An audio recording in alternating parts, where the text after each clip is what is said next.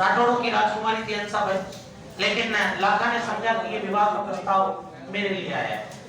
लाखा एक अधिक उम्र के थे, बुढ़ापे में चले गए, विवाह की इच्छा तब भी बरकरार। तो साहब विवाह का प्रस्ताव पूर्ण चुंडा के लिए आया था, लेकिन गलत फहमी का शिकार हो गए थे और विवाह हो गया था लाखा से। लाखा से विवाह तो हुआ, लेकिन एक शर्त के साथ में हुआ था। शर्त ये थी कि साहब हंसाबाई का पुत्र ही मेवाड़ का उत्तराधिकारी बनेगा, लेकिन कुंवर चुंडा परमिशन देंगे तभी तो बनेगा। कुंवर चुंडा बड़े पुत्र थे लाखा के, फिर भी कुंवर चुंडा ने मेवाड़ के स्वाभिमान के लिए और ये प्रतिज्ञा ले ली कि मैं आजीवन मेवाड़ की गद्दी का त्याग करता हूँ, कभी नहीं बैठूंगा इस गद्दी पर। और कुंवर चुंडा को मेवाड़ का भीष्म कहते हैं। उसके बदले लाखा ने कुंवर चुंडा को बहुत सी चीजें दी थी। उन्हीं में से एक चीज ये भी मांगी थी कुंवर चुंडा ने कि जब भी मेवाड़ का महाराणा राजधानी में अनुपस्थित रहेगा, तब चुंडावत ही राजधानी को संभालेंगे। और वो भी कहां के चुंडावत? सलूम्बर। सलूम्बर इनके पास कैसे आया? मेवाड़ में 16 ठिकाने थे जिनकी इनकम बहुत ज्यादा थी। उन 16 ठिकानों में से और कुंवर चुंडा ने 4 ले लिए थे, और 4 में भी सबसे ज्यादा इनकम वाला सलूम्बर था, वो भी चाहिए था साहब। तो सलूम्बर इनको प्राप्त हुआ। जब भी मेवाड़ का महाराणा राजधानी में नहीं होगा ना, तो सलूम्बर का जो रावत होगा वही राजधानी को संभालेगा, ये शर्त रखी थी। अब बात आई महाराणा राज सिंह के टाइम पर। महाराणा राज सिंह के टाइम पर हुआ क्या? औरंगजेब उस समय शासक था। औरंगजेब क्या करता? औरंगजेब हिंदू कन्याओं से विवाह करता था। उसने एक प्रक्रम चलाया कि मैं हिंदू कन्याओं से विवाह करूंगा, ठीक है ना, और उन्हें मुस्लिम धर्म में कन्वर्ट करूंगा साहब। तो उसने ये प्रक्रम चला दिया, जबरदस्ती विवाह करने का प्रक्रम। राज सिंह ने एक स्टेटमेंट जारी कर दिया, अगर किसी भी हिंदू कन्या से औरंगजेब दबाववश विवाह करे तो वो राज सिंह से कांटेक्ट कर सकती है। राज सिंह उनकी सहायता के लिए तैयार है, ठीक है ना। औरंगजेब और राज सिंह अच्छे मित्र थे, ध्यान रखना वैसे, लेकिन राज सिंह के अंदर देशभक्ति थी। तो उसने कहा कि अगर कोई भी हिंदू कन्या औरंगजेब से परेशान है तो वो आए, राज सिंह से संपर्क करे, राज सिंह उसकी मदद करने को तैयार है। ऐसे ही अपने मेवाड़ के अंदर एक जागीर थी रूपनगढ़। रूपनगढ़ की एक राजकुमारी थी चंचल कुमारी। पहले चंचल कुमारी के लिए विवाह का प्रस्ताव आया औरंगजेब का, तो साहब चंचल कुमारी ने जाकर के राज सिंह को बात बताई। राज सिंह ने औरंगजेब को फोन किया, बोले भाई ये क्या? बोले ये क्या मतलब? बोले यार तू चंचल कुमारी से विवाह कर रहा बताया? बोले हाँ यार। बोले नहीं यार।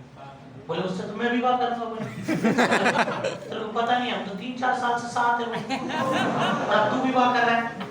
औरंगजेब ने कहा चल ठीक है, कोई बात नहीं, तू मेरा दोस्त है, ठीक है ना, दोस्ती के नाते तू कर ले विवाह। मना कर दिया सब। असली प्रकरण तो किशनगढ़ में हुआ। किशनगढ़ के एक राजा थे रूप सिंह, राजकुमार थे मान सिंह। रूप सिंह की पुत्री मान सिंह की बहन चारुमती। दिल्ली से एक महिला पोस्टर बेचने के लिए आई थी। पोस्टर होते हैं दिवाली वगैरह में लगाते, पहले लगाया करते थे, तो बंद से उठने लगे। अपन भी अपने घरों के अंदर भगवान राम कृष्ण के बड़े बड़े पोस्टर लगा लेते हैं। थोड़े से कोई स्टैंडर्ड लोग होते थे, ठीक है ना, तो वो जॉन इब्राहिम, सलमान खान, शाहरुख खान, काला सा चश्मा लगा, और थोड़े से एडवांस होते थे, जूही चावला।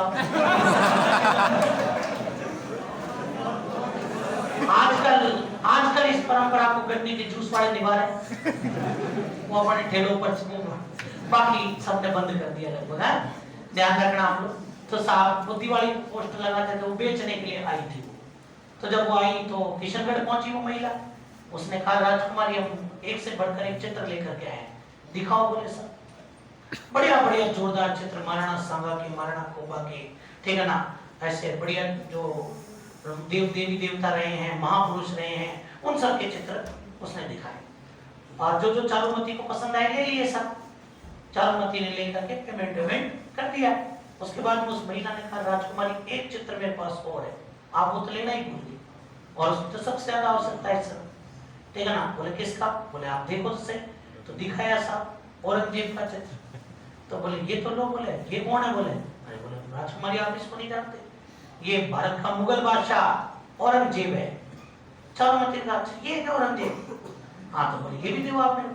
ले लिया साहब और उसको जमीन पर रख करके अपनी सहेलियों को बुलाया। बोले इसको चप्पलों से पीटो। बेइज्जती करी उस पोस्टर की। चपलों पीटा उस बापड़े में। और राजकुमारी वो जो बेचने वाली महिला थी उसने देखा है ये क्या किया, वो महिला दिल्ली गई साहब और दिल्ली जाकर औरंगजेब को बताया, कोई इज्जत नहीं है मार्केट में तेरी, खाली पीली फोकट में बकवास करता है, कोई लेना देना नहीं है। देखिए मैं तेरी कितनी इज्जत है, किशनगढ़ की राजकुमारी, तेरा पोस्टर दिया मैंने उसको, अपने वो सब सहेलियों को बुला के चपलों से पीटा दे, बुरी तरह चपलों से पीटा और बुरी बुरी गालियां दी। पहली बार मैंने लड़की के मुंह से ऐसी गाली सुनी, ठीक है ना?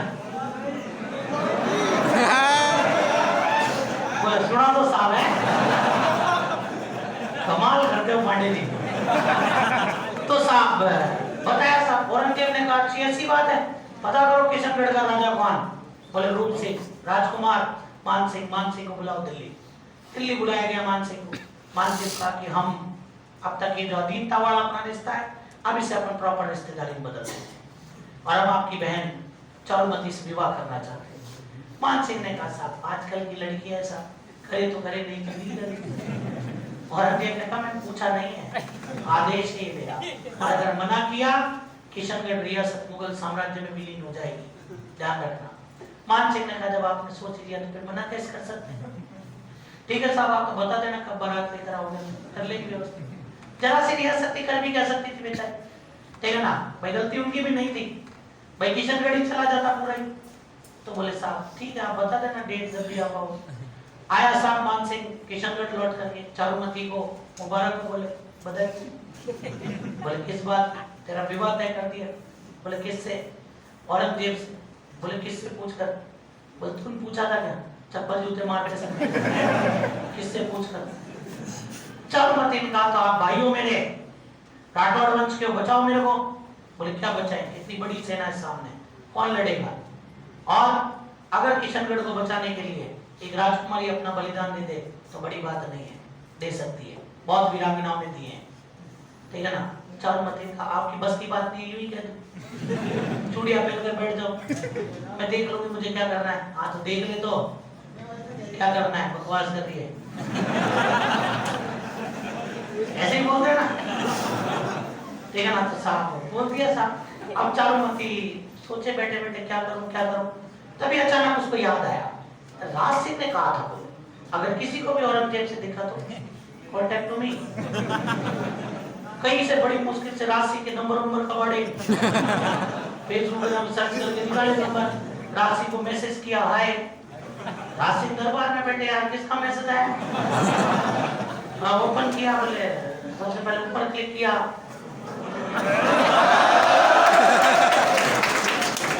नीचे लिखा हेलो। तुम भी ऐसे ही करते हो? फिर बोले I am Charumati from Kishangarh. फिर नीचे लिखा एनी प्रॉब्लम? बोले औरंगजेब। समझ गए थे। तब साहब एक पत्र भेजा, उस पत्र में लिख करके भेजा कि my dear Raj Singh dot dot dot dot dot, क्या आप ये बर्दाश्त कर पाएंगे कि एक हंसनी को एक बगुला अपने साथ में ले जाना?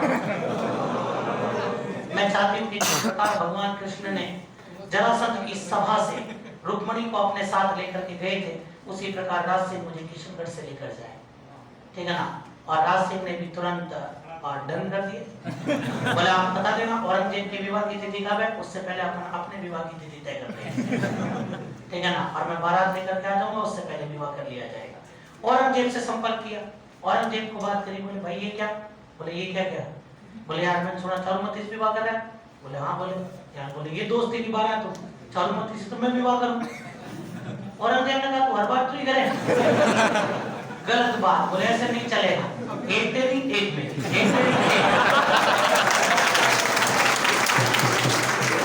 ऐसे नहीं चलेगा। बोले हाँ। तो साहब से ने कहा वो सारी बात ठीक है, चारुमती से तो मैं ही करूं। औरंगजेब ने कहा नहीं, चारुमती ने मेरे साथ गलत किया है, विवाह मैं ही करूंगा। ये अब ईगो वाली बात आ गई।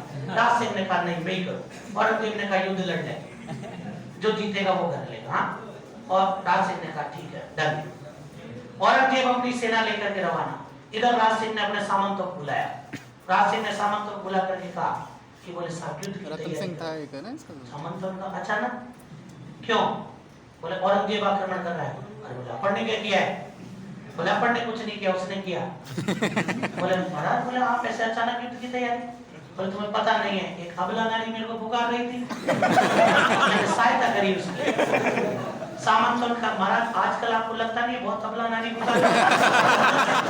अरे अबला नारी के चक्कर में कोई दिन मेवाड़ अबला हो जाना है, समझो कोई बात को। बोले बस ये आखिरी बार है, अब इसके बाद में रिजेक्ट सब। तो साहब तो बताओ भाई क्या करें अब? बोले करना क्या, युद्ध लड़े? तो ठीक है महाराज, सेना तैयार करो, चले जाओ आपके साथ। हाँ बोला मेरे साथ नहीं, मैं तो क्या विवाह है मेरा, मैं तो यज्ञ करवाऊंगा, मैं तो यज्ञ में बैठूंगा। महाराज बोले आप यज्ञ में बैठोगे तो युद्ध कौन लड़ेगा? तो तुम बताओ कौन लड़े? बोले महाराज सलूंगर वालों को बुलाओ। जब भी मेवाड़ का महाराणा राजधानी में अनुपस्थित होगा, सलूंबर का रावत राजधानी संभालेगा। वहां चुंडा कह के गए थे, बुलाओ सलूंबर से। कौन है वहां पे? बोले साहब रतन सिंह चुंडावत है। रतन सिंह चुंडावत को बुलाया गया, इनका कल ही ब्याह हुआ था, बस बारात पहुंची थी वापस, लड़की विदा हो गया थी ना, बस पहुंचे थे, सुबह की बात थी बस, और तुरंत प्रस्ताव गया रतन सिंह चुंडावत के पास। महाराणा ने बुलाया ऐसा। रतन सिंह चुंडावत देखा महाराणा ने बुलाया। हाड़ी रानी ने पूछा सैन कंवर ने क्यों बुलाया? अरे बोले बारात में नहीं आ पाए थे ना, कोई गिफ्ट विफ्ट देने को जय तो है, बड़े खुश होके चाव के साथ में गए साहब। जाते ही बोले आओ रतन सिंह जी बैठो। बोले मैं विवाह कर रहा हूँ। बोले अरे बधाई हो। बोले महाराज लेकिन आप विवाह कर, जोरदार बात है। तो बोले वो ठीक है, लेकिन औरंगजेब आक्रमण कर रहा है। बोले महाराज जी वो क्यों? बोले मैं विवाह उसके विपक्ष में जाके कर रहा हूँ, इसलिए वो आक्रमण कर रहा है। तो महाराज बताओ मैं क्या सेवा करूं? बोला सेना लेकर के जाएंगे, ठीक है ना, आप युद्ध का नेतृत्व करें। हाँ ठीक है महाराज कर लें, कोई दिक्कत नहीं, 2-4 दिन का टाइम दो। नहीं वहां से औरंगजेब रवाना हो चुका है, आज ही आपको निकलना है युद्ध लड़ने के लिए।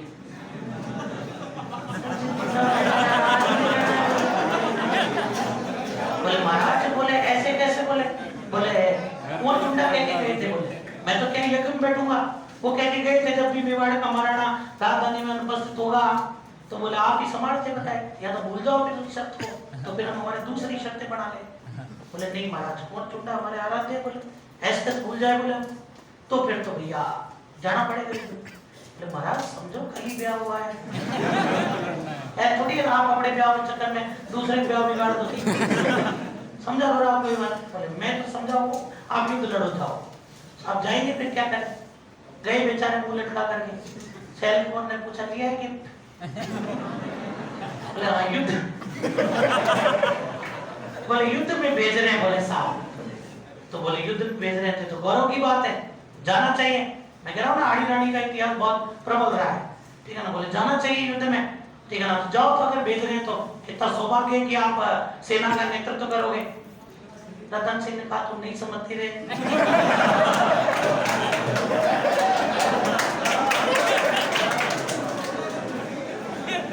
हाड़ी रानी ने दबाव बढ़ाया, क्यों? क्योंकि इतिहास ये न कहे कि पत्नी मोह के अंदर पर एक राजपूत युद्ध लड़ने नहीं गया, और हाड़ी रानी के दबाव बनाने पर रतन सिंह चुंडावत सेना तैयार करके जाने लगे और तिलक विलक लगा करके विजयी उद्घोष के साथ में उन्हें विदा किया गया।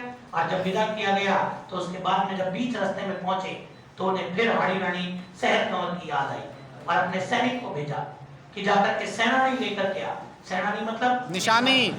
और वो सैनिक गया कि रावत साहब ने सेनानी मंगाई है, निशानी मंगाई है। हाड़ी रानी सहर कंवर को लगा यार ये युद्ध क्या ही लड़ पाएगा, ठीक है ना। तो हाड़ी रानी सहर कंवर ने उसकी कटार ली, अपना सिर काटा और सिर काट करके उस सैनिक को दे दिया, ले जा। और ध्यान रख लेना, और रतन सिंह चुंडावत ने जब उस सिर को देखा तो जो बाल थे उनके 2 भाग करके अपने गले में बांधे और युद्ध लड़ा। और युद्ध लड़ते लड़ते देसुरी की नाल नामक स्थान पर वीर गति को प्राप्त हो गए। वहीं देसुरी की नाल में रतन सिंह चुंडावत की छतरी बनी हुई है। और ये ध्यान रखना, इसी घटना पर कवि मेघराज मुकुल ने एक कविता भी लिखी है सेनानी, जिसमें लिखा है चुंडावत मांगे उस सेनानी सिर काट दे दियो। और वही हाड़ी रानी सहर कंवर का, और ये ध्यान रखना महल कहां पर है। समझ में आई बात? यहाँ नेक्स्ट